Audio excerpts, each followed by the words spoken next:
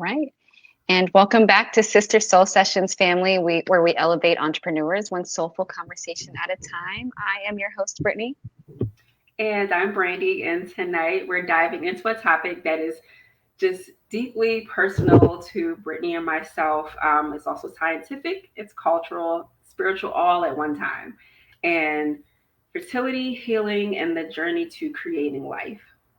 Yes, we are so honored to welcome a powerhouse in reproductive medicine, Dr. Famuyiwa, founder of Montgomery Fertility Center in Rockville, Maryland, associate clinical professor at George Washington University School of Medicine, double board certified in OBGYN and reproductive endocrinology.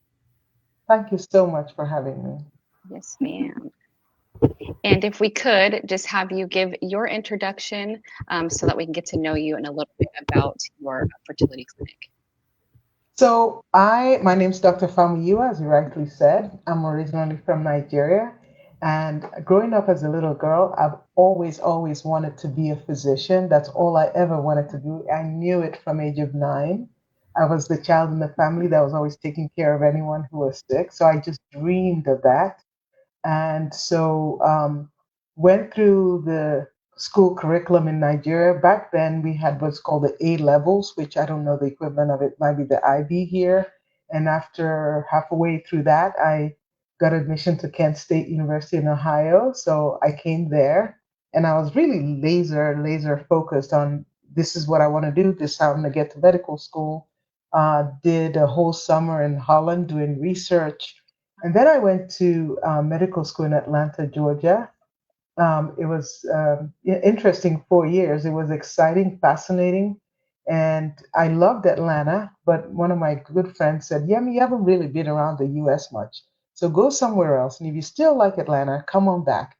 So I applied all over, and I went to residency in D.C. at Georgetown University Hospital, and I fell in love with the DC area.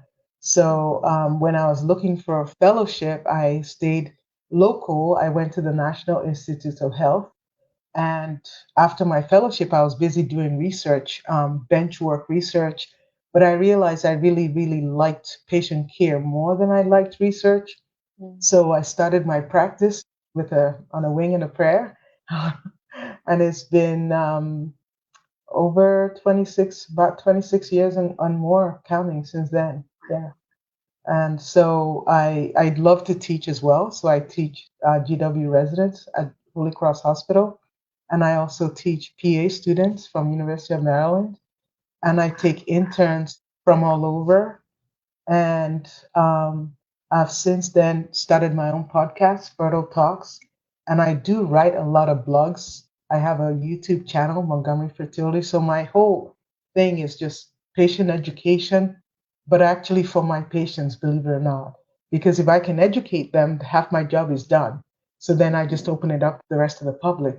So I decided I wanted to write a book to encapsulate all of this. So my first solo book, I've written other books with other authors, is coming out in March. It's called The Quest for Fertility. Yes. What a journey, and so Yeah. much that you have learned in order to, teach everyone else. So Yeah. thank you for taking on that cross there and bearing that, because that was a lot of research that you did prior to, your own practice. So we really appreciate that. Yeah. Go Yeah. ahead, sis. Of course, thank you. So, your book begins with such a powerful line that being the quest for fertility is more than a book, it's a bridge between science, hope, and the deeply personal journey of creating life. So, what Yes. inspired you to write this book? I'm sorry, what did you say? What inspired you to write this book? Oh, what inspired me? I think throughout the years, just the patients I've taken care of. And really, it's really not just the numbers, it's not just the science, it's not just the protocols, it's not just, oh, yeah, take this and come back in the morning. Everybody has a deeply personal story with their journey. And if you cannot connect with that story, sometimes you cannot deliver the best care for them. And what do I mean by the best care? I really enjoy meeting my patients. Um, I say I have patients from all over the world, And it's really fun, almost like I travel vicariously to all these places. And you have to connect with their story. You really have to. And when you do, you sometimes you feel their pain. And sometimes this pain is not just medical. It's the emotional burden that they are walking around with. And if you cannot sort that out first, Yes. you really can't get to treat them. You really got to get to that for some patients. Yeah. I wish more doctors took that approach, honestly. Like we were kind of speaking about earlier, we felt like, we were kind of just in and out. You don't really even get that personal story of what this means to you. With us having our own issues of having, our reproductive organs removed, had partials, things like that. Yes. I love that that's the way that you approach it. You share a story about how early in your career you would literally write patients a prescription to go sit in the butterfly garden at Yes, I Wheaton did. Regional Park to Yes, just I breathe, did. to rest, and feel peace Yeah. again. Why was that Yeah. so important to you, and what did you see in your patients that made you take that approach? You know, it's very easy because it's something that I do for myself. Like I Mm, love nature.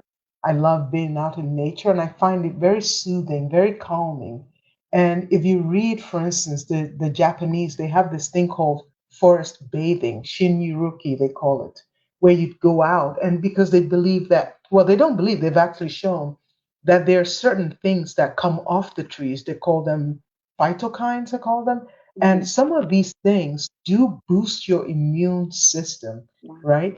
So, because trees themselves, they release sap or whatever that protects them against bacteria and viruses, Right. right? And if the trees don't do well, you have something come by and sweep all, like the ash trees were destroyed when they were invaded by some foreign beetles, right? So they have to protect themselves. And some of these they release in the oxygen. And also, nature gives oxygen. Nature is calm, and that calmness sort of filters into you. So it's something that I've always done. And I remember back then I started it as a joke. I'm like, oh my gosh, you know what? Here, go sit down on the butterfly garden. Yeah. Go, just relax. Just sit. I've always loved to sit also by flowing water. Just go sit Yes. and let nature do its thing with you. And patients will come back and go, wow, that was a surreal experience. I really love that. And, you know, I think in life we're so busy, and especially with fertility, not only are you busy with your other life, you're also stressed out Yeah. that we don't take the time to look at a beautiful flower and just enjoy it, enjoy the presence of it.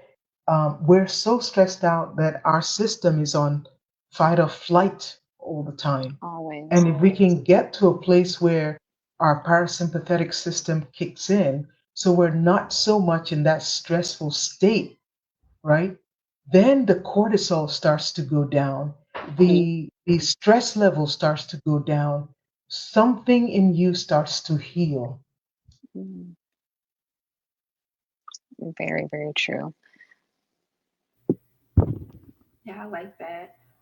So, when you say fertility care must nurture the mind and soul just as much as the body, how did that philosophy shape this book? It's throughout the book, I write stories. I share stories of real patients. Of course, I've anonymized it Mm-hmm. and let you see through their eyes, right? Mm, So when you see what this person is thinking, going through, and how they processed it, my hope is that you connect and you say, wow, I see my story in this. I see that. I see how this affected me. I never put a name to this thing before. Now I understand. And also, when you read some of that, sometimes it lets you see that you're not alone, right? Let me give you an example. I was in my office, I had a session with a couple yesterday, and I sat both of them down because the wife was on this kind of futile. treatment pattern that I knew wasn't going to work, right? But she'd come back at time, and I said, and I was trying to figure out, was it her husband? What was it? Because they were an African couple. Was it the in-laws? I mean, what was beneath this um, push? So I sat them down and I talked to both of them, and I started to gather. The husband was extremely supportive, and it's like, I just want her to be happy. I'm happy with the one child we already have now, but I will do anything to make her happy. Um, and I said to her, "Do you hear what he's saying? Can you hear him?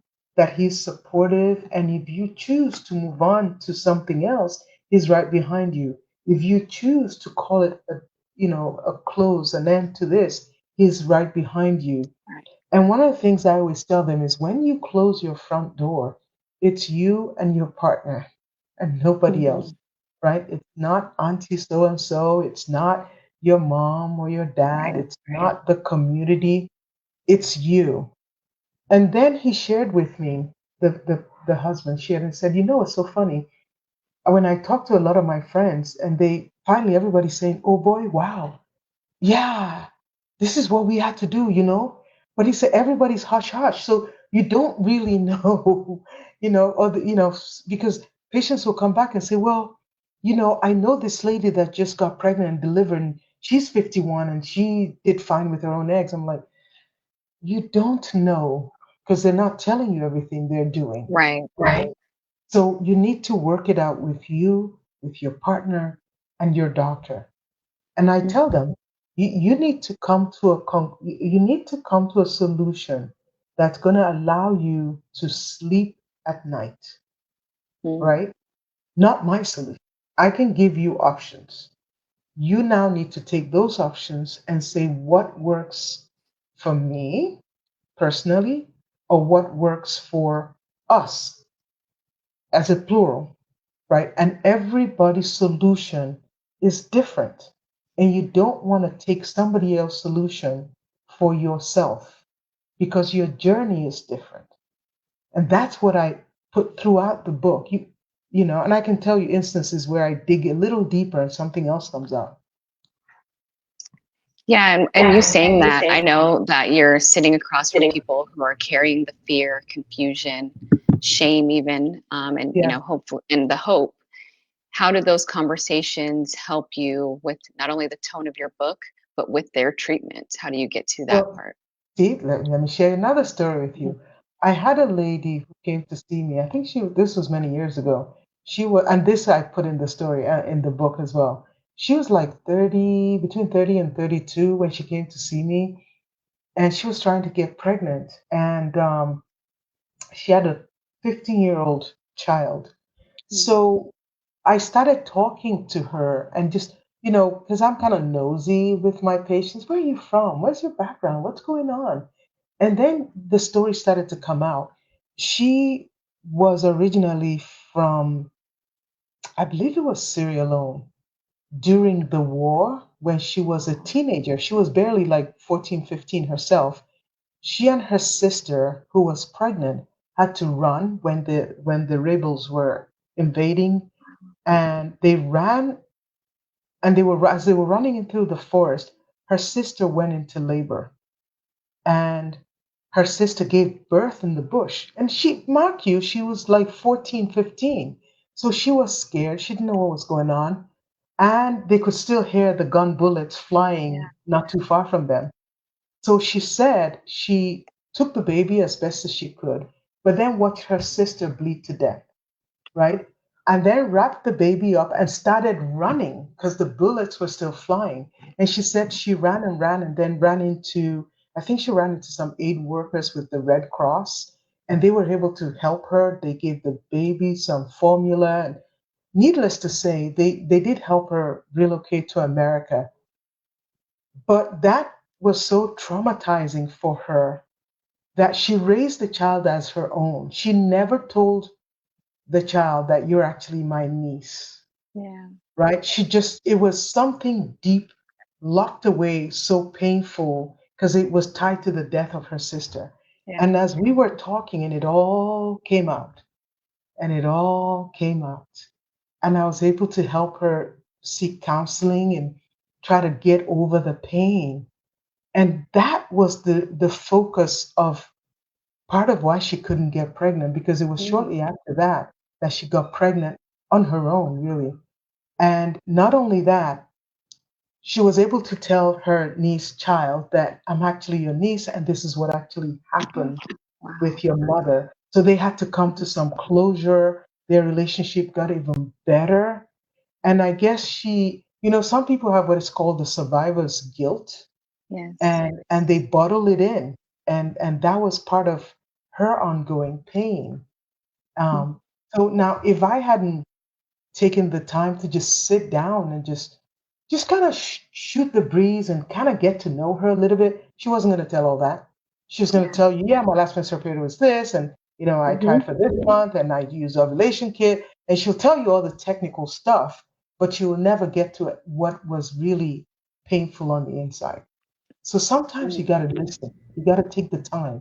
I mean, I have so many stories like that, so many Wow. that I put throughout the book. And Oh, such a powerful story. Yeah. Because Yeah. you don't realize, like we don't realize how big stressors, actually contribute Right. to that, like our health, Yes. and other things that we don't associate with that. So yeah, you helping Yeah. her release that was actually Yeah. releasing the womb. That's so Yeah. powerful. Thank you Yes. for sharing Yes. that. and as I'm listening to these stories, and I'm just like, why do we wait until like there's a crisis for us to learn about our bodies? Why do you think that is? Because mostly we're not thinking about it, right? Mostly you're healthy, right? You're not in pain. You don't know where your uterus is in your body because it's not hurting. You don't know where your ovaries are located because there's no pain there. So you're going about life, you're young, you're full of energy. And sometimes when you're young, you have that almost I'm an indestructible construct kind of mentality, right? And you just don't think anything could be wrong, right? I mean, Yeah. you just feel good inside of you. Why would you suspect anything is wrong until you have a pain or you have something that you want and you can't get? Yeah. It's not a focus. And sometimes when you're young and conquering the world and going about your business and starting new businesses and going to professional school and just life is happening, life is lifing, and it's the last thing on your body. For sure. And it's at last when you finally say, I'll give you another example. I have a patient. I'm not sure if I put this in the book or not. I'll have to check later on that when we come from Nigeria, you're told to go get your degree, go get your PhD, go get your MD, go be a lawyer, go be an engineer, go. And so some people will put their life on hold while the expectation, especially in some communities where they gather and they all contribute money to send one person to go get a PhD, and with the hope that that person is going to come back and help everybody else. And that person does become the successful professional, right? I have so many nurses like that. And then they turn back and the society helped them. So now they're taking care of all their siblings. They're taking care of all their nieces and nephews, and they're the breadwinner for. So then they're doing double shifts in the hospital, and they can't stop till the last one has gone to school. And like in this one patient's instance, she educated all her siblings, and then finally, when they're all educated and done, she's like, "Whew, okay, now what about me?" Right? She gets married. Now she's 45. Now she has no eggs left. Right? Oh. So now there's the agony and the regret. And Mm. I could tell you so many stories of people's lives. So it's not like they set out to deliberately wait, but Yeah. sometimes things happen, or sometimes they're not aware. Mm. That's horrible. It's a horrible That's thing. so hard. Yeah. It is. I mean, obviously, you want your siblings to do well, but you also want to Exactly. go ahead and pursue your own Yes. purpose. And I know you mentioned the expectation of like your family and your culture and getting into medicine. So I just wanted to know like what drew you specifically into reproductive endocrinology. What made me do reproductive endocrinology? Oh, that's easy. So when I was in when I was in medical school, I was one of those that liked every single specialty, everything. I liked everything. Um, I tried to like radiology. I was bored, but I liked so many things. So when it came time to decide what residency you were going to apply to, like, oh my gosh, I like so many things. I loved cardiologist so much. I wanted to be a cardiologist. I didn't quite like internal medicine that much. I loved general surgery. I loved psych because I had a fascinating professor. I Mhm. liked peds, but I was always crying over the kids in pain, so that wasn't going to work out. Yeah. So not if the kids are comforting me. Right, right. so, so then I finally said to myself, okay, if you like everything, what is the one thing that you actually had fun doing? Mm, And the minute I asked that question, it's like, bam, I knew it. OBGYN. I was having a blast. So I went into OB. I loved it. But then I liked the science part of it, the intellectual right. part. What makes this tick? What makes the ovary function? How does the brain control the ovary? How does these parameters work out with the uterus? So it's the why this and why that and why this that, just that curiosity led me more down a scientific path and went into reproductive endocrinology because I was fascinated with the science behind it. And that's one of the reasons why I actually did so much bench research Yeah. until one day I'm like, oh my gosh, I love playing with mice and stuff. I did some monkey research, but I kind of like patient care. I like bonding with my patients. I love hearing people. I've always loved hearing people's stories. Sitting down with them and getting to know my patients. That has always been with me ever since I was actually as a kid. And like I said, and it just Amazing. matured in medical school. It matured in residency. So I did not want to give that up. And I figured, well, let me go get this need to deal with patients out of my system. And if I still like the technical part, I can always go back to research or do some Right. protocol work. And that Mhm. hasn't happened so far. So Do you remember like that exact moment or patient where you felt like your purpose really lock in? Was it like your first successful pregnancy under your care, or when did you feel for that fertility or for OBGYN? for fertility?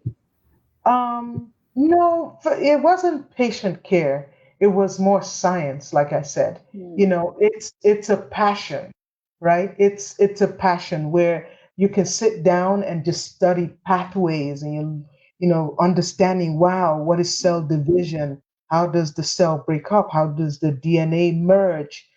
How does fertilization occur? What is so that's kind of a nerdish kind of that's beautiful. I love it. so And it's a so nerdish kind of necessary.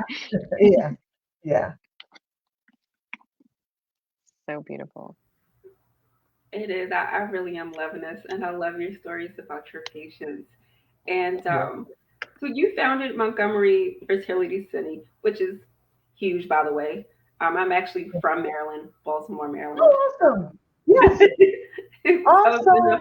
I've drove through Montgomery County, really nice. What made you say at that moment, hey, you know what? I want to build a place where people feel seen, supported, and safe. Yeah. So, sometimes you start on a journey and you don't. Maybe if I knew all the things I would have to go through, I'd be like, oh my gosh, girl, don't do it. Yeah, right, right. But sometimes you're so ignorant and you're so excited with what you're doing, you don't know enough to be scared. Mm, Yeah. So I was just fired up. You couldn't have talked me out of it. You couldn't have. I mean, because I would stay up days reading about, how to start a corporation. I went to Montgomery County Medical Society and they, were giving me resources and talking to me. I spoke to a lot of my friends, some of whom had started their own OBGYN practices. the ones that did well and the ones that didn't do well. So it's almost like when you're starting something like that, how can I say? It's like you're starting on a journey that is so exciting Mhm. that you don't know enough to be afraid, Mm. right? You're just doing it. You just keep going. I do remember my first patient that I did in my own practice, and they were Mhm. a couple that they were students and they were still struggling.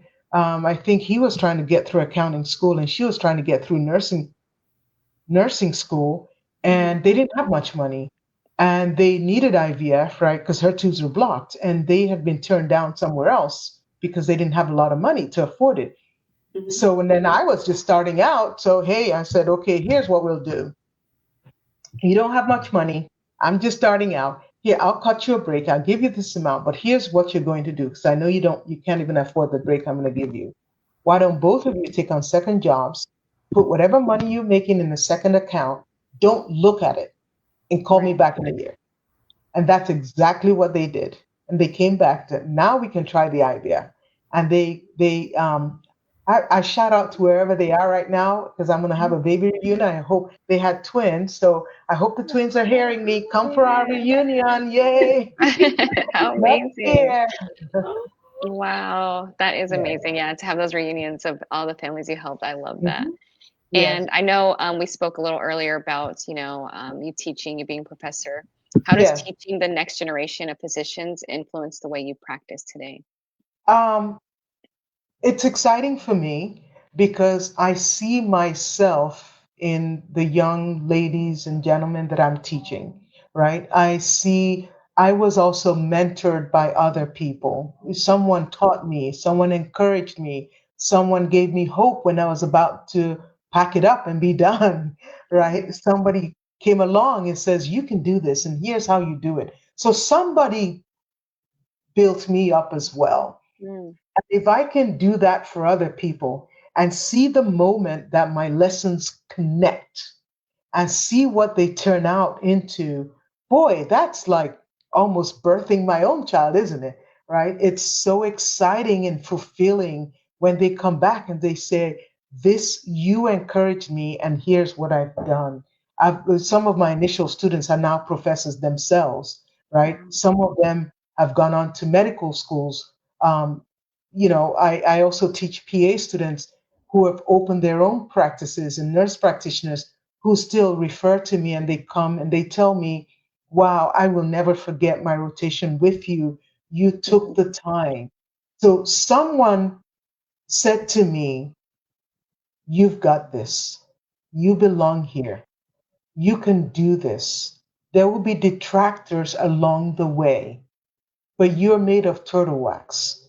Let it I love, roll off you. love that. You can do this, right? Someone, in all our lives, you've had models, whether they were personal or you read them in a book or you followed them, someone fed into you.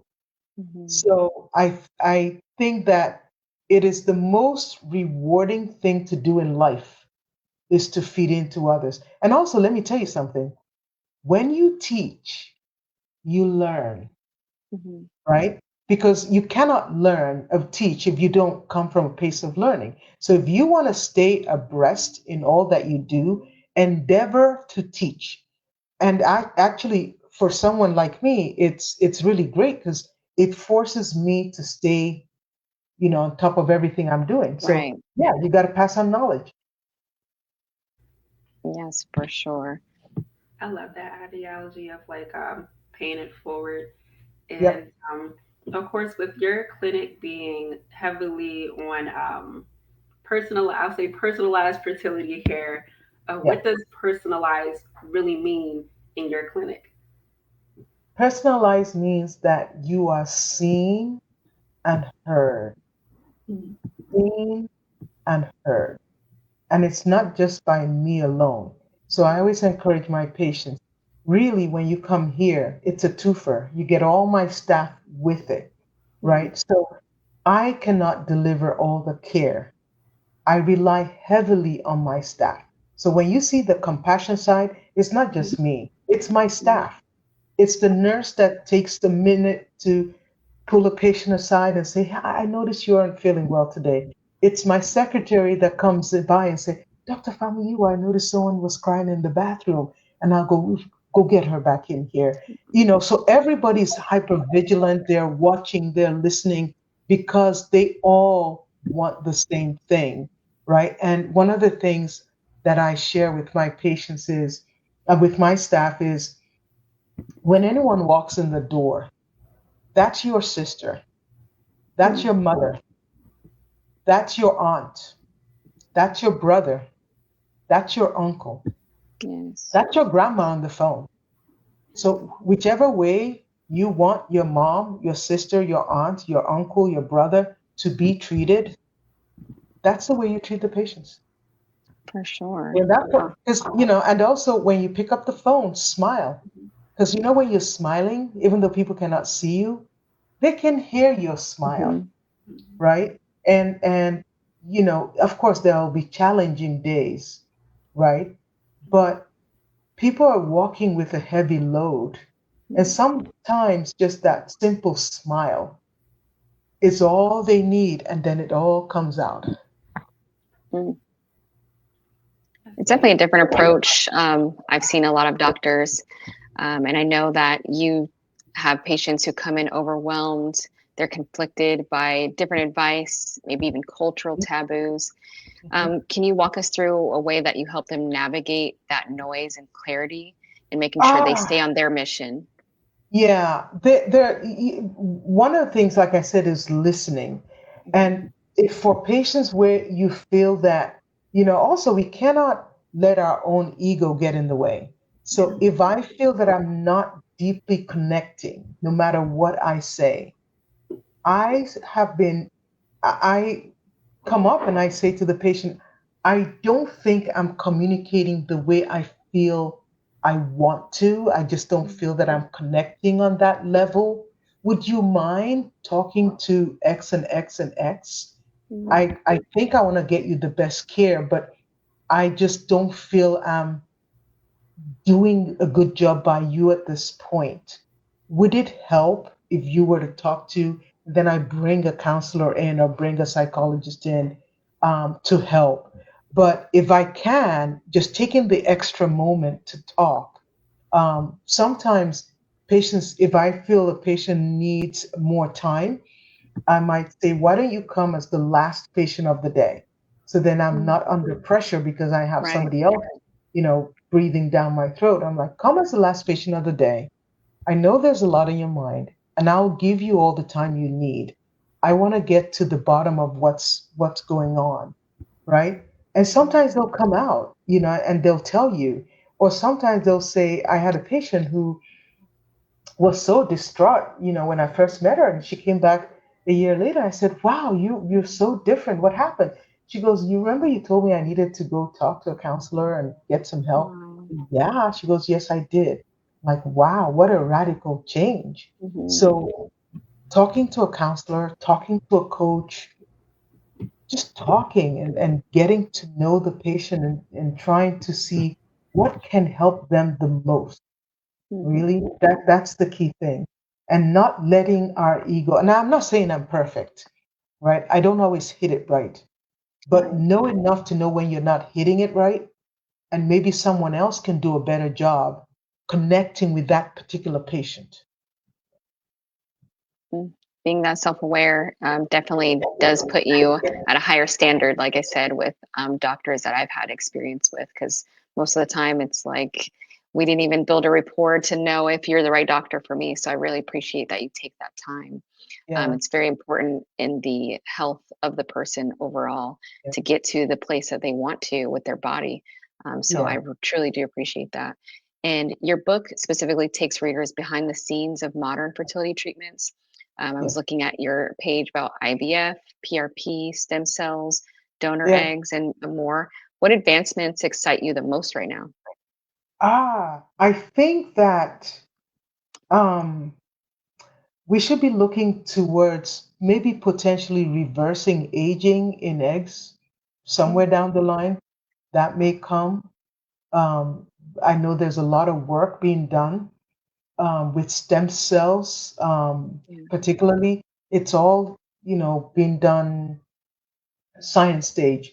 I think that, there are people trying to create like frameworks where they can build and have tissue growing in the lab and then having certain signals direct the growth of the cells to either egg or sperm or uterus that's coming out. Wow. With that, you got to balance it with ethics.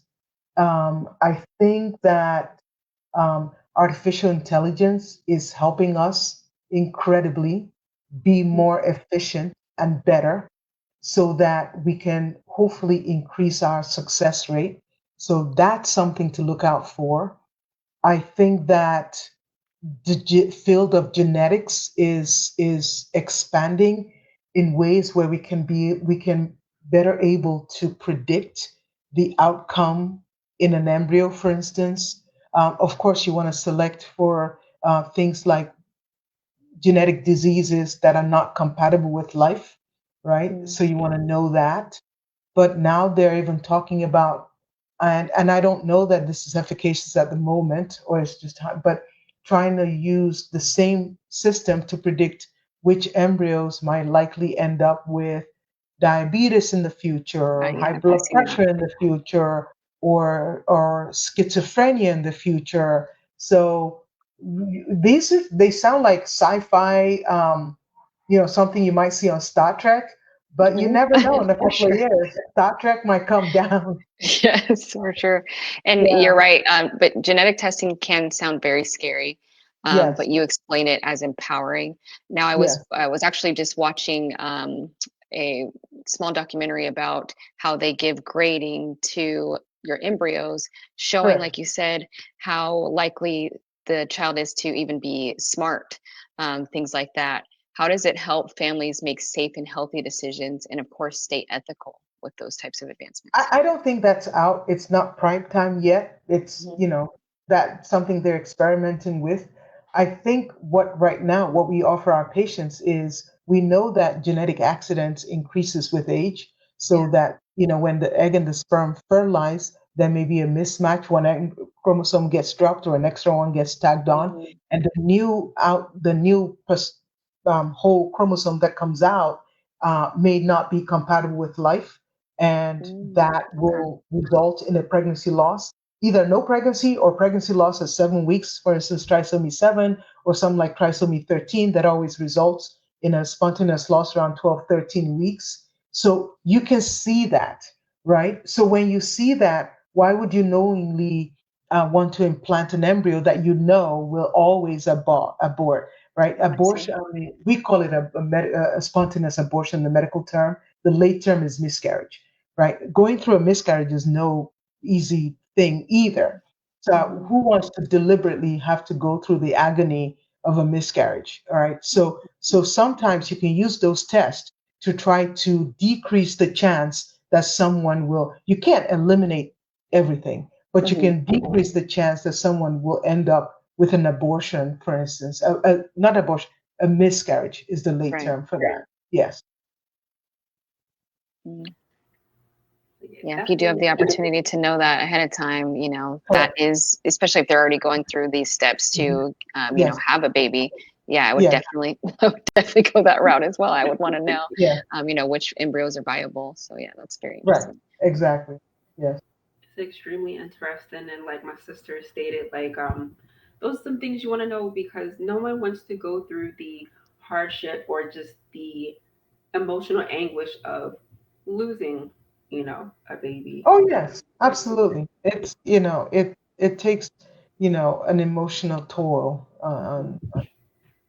You can't eliminate all risks, Right. but you can hopefully reduce some risks for patients. Hmm. Yeah. And I know you have probably similar stories within your book, and your book is filled with patient stories, real resilience, cultural truths, emotional journeys, much Yes. as we just Yes. discussed. Yes. So, how has becoming part of so many family stories, how has that changed you? Um, I like it. I think it keeps me humble, right? I think that, and I pray I never lose the awe that I feel. And this always started even when I was in medical school. I was blessed to be in a hospital. Emory, we did our OB rotations at Grady Memorial Hospital in Atlanta.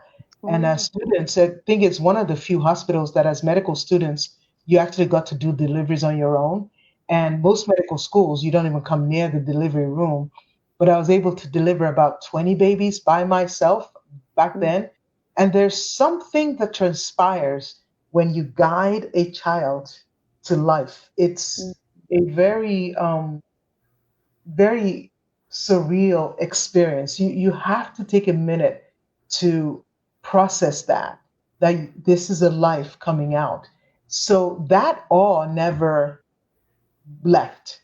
Now it's actually deepened because guess what? I'm actually seeing that baby when it was still an egg and a sperm, yeah. right? So you seen it and you go, wow, can you imagine that? That was a cell Yeah. way back when. And more so when they come out and when they bring the babies back. Like in my neighborhood, where sometimes when I'll go to the grocery store, some of Mhm. my patients live close by and they go, Dr. Famuyiwa, Dr. Famuyiwa, and you hear something Oh, like, oh, so that one. you see people come up to you, um, or I'll go to a Nigerian wedding or something, and someone comes right next to me and said, Dr. Famuyiwa, wow, this is my son that you helped me out. And you see this, 6'4" football Right, player. right. One of my patients, when her kids, she had twins, when they went to kindergarten, she invited me to their kindergarten graduation. I got to go to their high school graduation. She told me when they got into college, which is a couple of years ago. So hopefully they'll call me when they graduate college. Yeah. So they send you pictures of all these milestones. And I think it's a humbling thing. I have been so blessed and Mhm. privileged, really, to be part of their journey, part of their story. And I don't take that lightly. I don't take it for granted. I've been invited into their story, and I deeply respect that. Mm. What a true blessing. That is, yeah, that's miracle work. Yeah, that's amazing that you get to see that from Yeah. literal beginning to fruition of the blessing. Yeah. That is amazing. Yeah. To grown adults, can you imagine? Yeah, that's amazing. I can't. I mean, we have our own connection to our children. Mhm. So I try to imagine that feeling and you get to feel it, Yeah. times hundreds of, people walking around on this earth where people thought that they had no hope. So yes, that is such a blessing. What blessed hands you have. Thank you for Thank doing you. that. Thank you. That's a blessing that keeps giving. And Hmm. I look at fertility as like this, like as I'm listening to you tell me about your blessings and from beginning to end, like fertility really is an emotional and spiritual and a It deep is. personal thing. And Yes. so, what are some of the emotional hurdles that you see most with your patients when they come to you? Huh. Um, just going from it can happen to it can happen, Hmm. or even going from closure. I'll give you an experience. I had a patient who froze her eggs when she was like 38, 39, and she came back when she met the love of her life when she was 43, 44. And we thought her eggs, but they were no good. And she, of course, was very disappointed. And it was devastating for her. And then she sent me a picture last year, said after that happened, she and her husband adopted and they have two kids. And she says she has no regrets having gone through the journey. She was very grateful that we worked with her, we walked the step with her.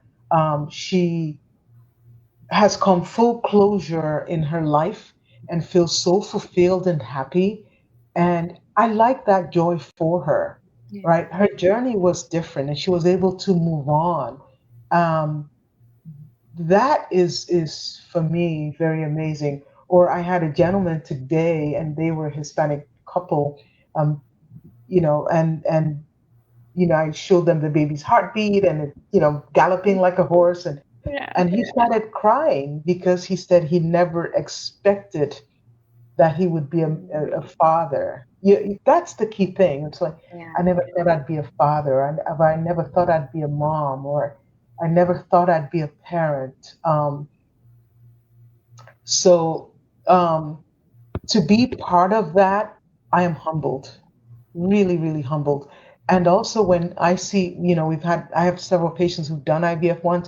They got pregnant, they froze their extra embryos, and they come back in 2 years, and we do another one. They work, and they come back in another 2 years. So now we have three to four kids, all from the first Wow. IVF cycle, and they keep seeking me out. Right? Yeah. I had a couple that moved to South Carolina, and they came all the way from. I said, you don't have to come back. I can ship you embryos. Like, nope, we're coming back. Yeah. Or I see a couple that saw my TikTok information. They were in, was it Newport Beach, Virginia? It's far from where I am, and they would drive 2.5 hours to see. If I told them be here at 7 a.m., they were there. If Yeah. I said they were. We did a retrieval. We had to do it early in the morning at 6 a.m. They stayed overnight in the hotel. They were there. And they were um, so humble, so polite, so easy to work with. And um, again, that humbles me when people come from so far and they're coming. I had a gentleman that came to see me. He was from Cameroon, couldn't even speak English well. And he had this piece of, yellow paper, and it had my name on it. And he said, "Oh, Dr. Famuyiwa, somebody gave me your name in Yaoundé, Cameroon. And that's why I'm here. Please help me." Right? Yes.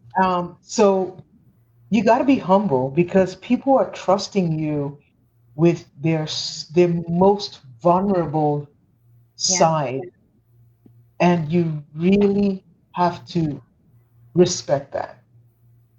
Yeah, it's humbling. Yes, for sure. You're out here doing the Lord's work. I'll just say that. You're truly doing the Lord's work and just Thank you. creating miracles. Definitely, literally creating miracles. Um, so we talked a lot about your patients, but of course, we want to know more about you and how do you refill your cup while holding space for so many hearts?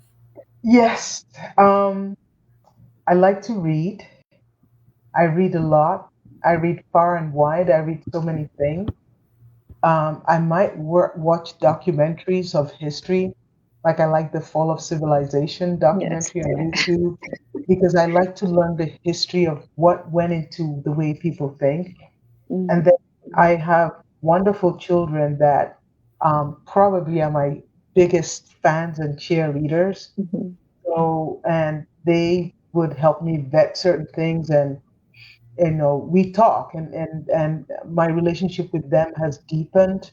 um so, and I feel blessed that I have them. I have a wonderful husband who's also very supportive, and then my faith, right? So I'm a very religious person, and I go to mass. I pray daily, and I feel that I need to have a special I have my own connection with my maker, and that Yes. pours into me, and that's how I keep going. That's Strong beautiful. foundation. Yes. Right, exactly. A lot of reading and a lot of Yeah. continuing with learning because you're a life student. We're all students of life, so learning continues. And Yeah. so I wanted to ask about some lifestyle choices like diet, stress, sleep, environment that can protect Mm, fertility long before someone absolutely. has children. Look, that's huge.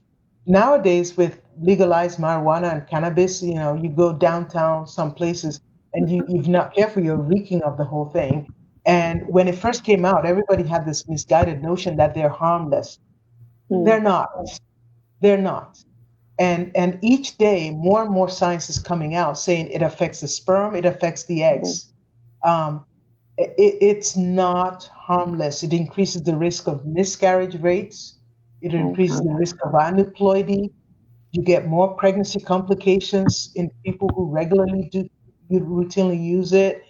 It does cause abnormal semen parameters. So it's not harmless. I tell my patients, well, you can do whatever you want to do, but if you're trying to get pregnant, how about we lay off that for now and heal your system? Another big thing that I talk about in my book is plastics, right? Microplastics. They're everywhere. They're in sperm, they're in testes, they're in placenta. We have them in our brain cells right now. So they get so small they can actually unhinge the signals that control your hormonal balance, right? So don't eat hot food or hot beverage in a container that's plastic. If you have to heat your food, use glass. If you have to put something hot, use a steel cup or something, but not plastic that can, because you're drinking a little bit of the plastics. And then another thing I tell my patients is go look at your deodorant. If it has aluminum in it, toss it. Toss it. Get the aluminum free deodorant. Look at your makeup. Is it organic? Is it vegan based? Right? Because whatever you lather on your skin is going right through your skin, and you're getting some of that. Little things you can avoid, like phthalates that are in dryer lint. It's a lot of it, right? So you can eliminate that, and you get phthalates on, those thermal receipts. So you can't avoid it, but you can come home and wash your hands, right? And then alcohol, right? Alcohol does affect your egg and the sperm. So, if you're, imbibing in excess alcohol, it can affect, right? And other than causing other disease systems in your body. Another thing we found out is people who live near highways, so traffic related pollution, for instance. So you might want to get an air filter like asthmatics use to filter out the air where you live, because you're breathing all those toxic fumes and everything, and it is sipping into your system. So I actually have a whole chapter on what I call the exposomes, what your body is exposed to, and how you can help yourself. Yeah, I definitely need that part.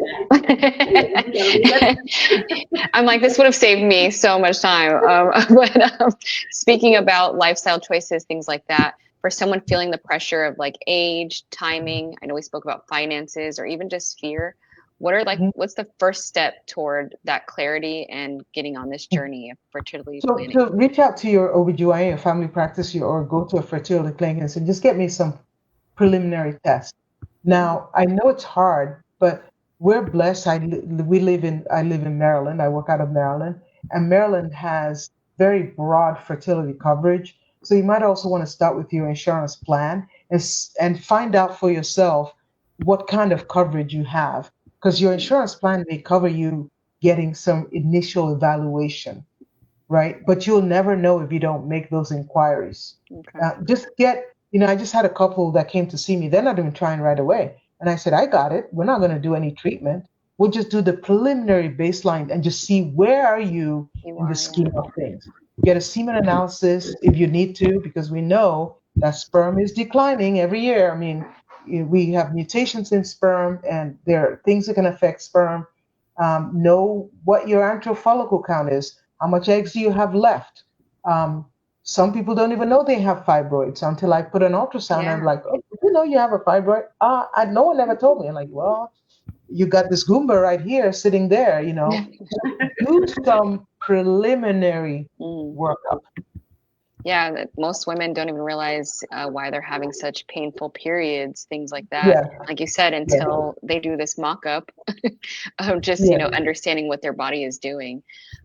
And as we come closer to the end, Dr. Famuyiwa, I do want to ask our final question. Yes. You have written a book, but if you could give the memoir of your life a title, what would it be and why?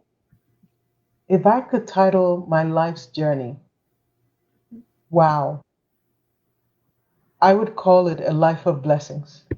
Oh, that's I like that one. That's good. A Life of Blessings. Yes. Yes, you are definitely bringing so many blessings to other people. I know it's fulfilling for you, but what a blessing it is to have someone assist you with bringing life. Like you said, it's the most joyous occasion, something that we are innately born to do. And when you are met against that, wall of thinking that you have no hope for that, and you have ways to, assist us, even just talking about preliminary, medicine and what you should look for, what you should avoid. Definitely, I would concur. A life of blessings. Thank you Thank, so much. thank, And Dr. Yami, I just wanted to take this time to just thank you. Thank you for your heart. Thank you for your wisdom and the light that you bring to so many families daily. thank you so Yes, much. I we appreciate it. appreciate Thank it. you No for problem. having me. Yes, Thank ma'am. And Soul Squad, please follow Montgomery Fertility Center. Grab the Quest for Fertility. It'll be out in March. And share this episode with someone who needs it.